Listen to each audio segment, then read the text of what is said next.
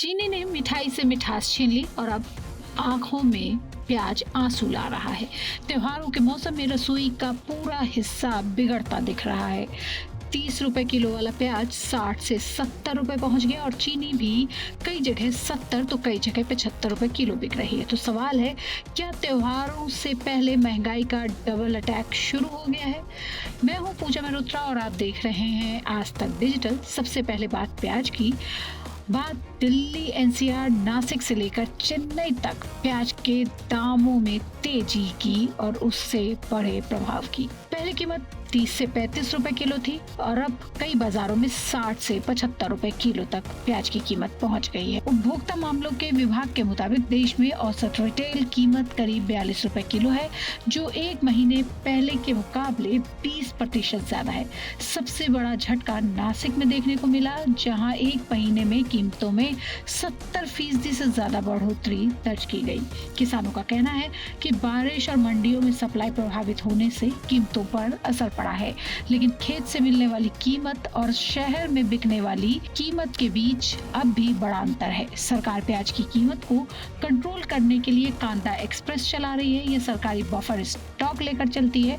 जब सरकार को लगता है कि खुदरा बाजार में प्याज की कीमतें बढ़ रही हैं, तब सरकार अपना बफर स्टॉक निकालने के लिए कांदा एक्सप्रेस चलाती है।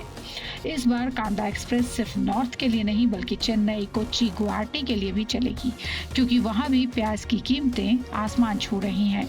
कांदा एक्सप्रेस 2024 के बाद अब 2026 में चलाई जा रही है।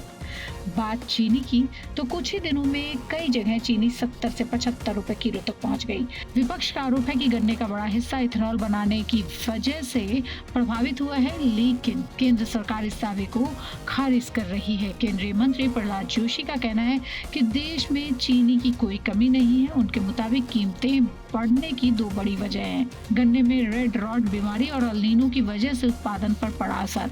सरकार का कहना है कि देश की सालाना जरूरत करीब 280 लाख टन है और अब करीब 36 लाख टन का स्टॉक मौजूद है।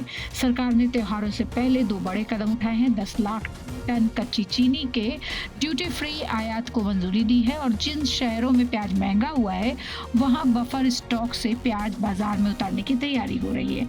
यानी कोशिश यही है कि सप्लाई बढ़ाकर कीमतों पर लगाम लगाई जाए। त्योहारों की मिठाई भी चाहिए और तड़का भी, लेकिन अगर चीनी महंगी रहे और प्याज भी रुलाता रहे तो असर सिर्फ रसोई पर नहीं, आपकी जेब पर पड़ता है। अब सबकी नजर इस बात पर है कि सरकार के ये कदम बाजार में कितनी राहत और कितनी जल्दी राहत पहुंचाते हैं। ये रिपोर्ट आपको कैसी लगी हमें जरूर बताइए और देखते रहिए आज तक।